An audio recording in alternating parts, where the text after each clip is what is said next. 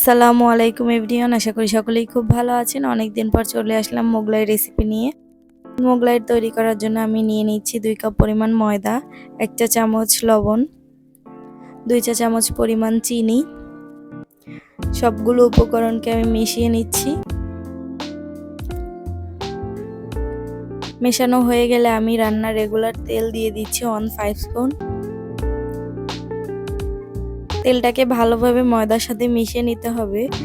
তেলটাকে মিশানোর উপর ডিপেন্ড করে আপনার মোগলাইটা কতটা খাস্তা হবে। অবশ্যই তেলটা সাবধানতার সাথে মেশাবেন। 2 কাপ পরিমাণ ময়দার জন্য আমি নিয়ে নিচ্ছি 1 কাপ পরিমাণ পানি। আমি পানি অল্প অল্প দিয়ে একটি ডো তৈরি করে নিচ্ছি।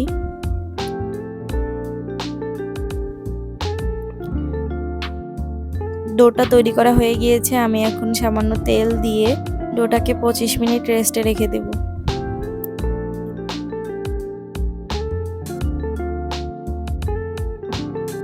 নিয়ে নিচ্ছি 3টা ডিম, হাফ চা চামচ পরিমাণ লবণ, পেঁয়াজ কুচি দিয়ে দিচ্ছি, কাঁচামরিচ কুচি এবং ধনিয়া পাতা কুচি। সবগুলো উপকরণই আপনার পরিমাণ মতো হবে। চাইলে আপনি পরিমাণ বাড়িয়েও নিতে পারেন। 25 মিনিট পর আমি আমার ডোটা নিয়ে এসেছি। দেখতে পাচ্ছেন ডোটা কতটাই নরম হয়ে গিয়েছে।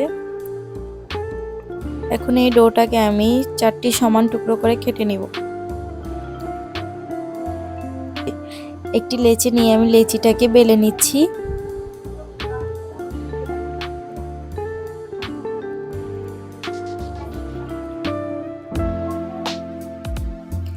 আমি একটি পাতলা রুটি বেলে নিয়েছি।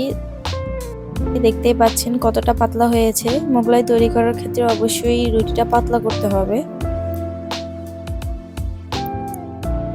দিয়ে দিচ্ছি পরিমাণ মতো ডিম।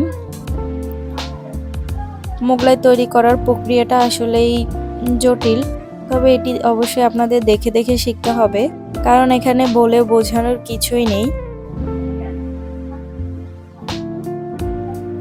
খুবই সাবধানতার সাথে রুটিটাকে ফোল্ড করতে হবে।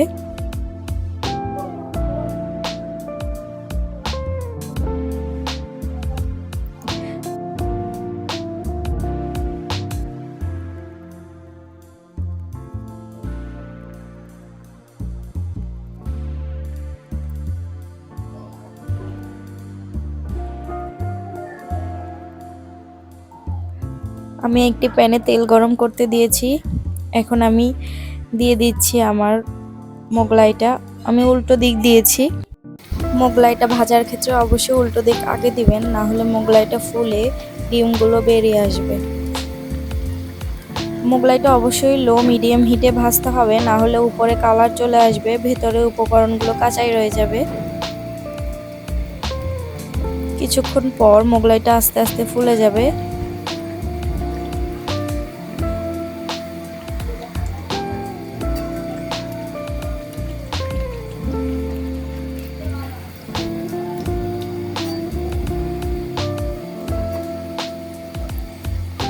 দেখতেই পাচ্ছেন আমার মোগলাইটা ফুলে গিয়েছে। আমি এখন মোগলাইটা উঠিয়ে নিচ্ছি।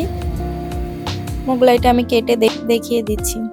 মোগলাই তৈরি করার আসলে প্রসেসের মধ্যে সবচেয়ে বেশি ঝামেলা হয় উপকরণ ঠিক না থাকলে। উপকরণ ঠিক থাকলে মোগলাইটা অবশ্যই খুবই সুন্দর এবং খাস্তা হবে। ভিডিওটি দেখার জন্য আপনাদের সবাইকে অনেক বেশি ধন্যবাদ। ভালো লাগলে আমার চ্যানেলটি সাবস্ক্রাইব করবেন।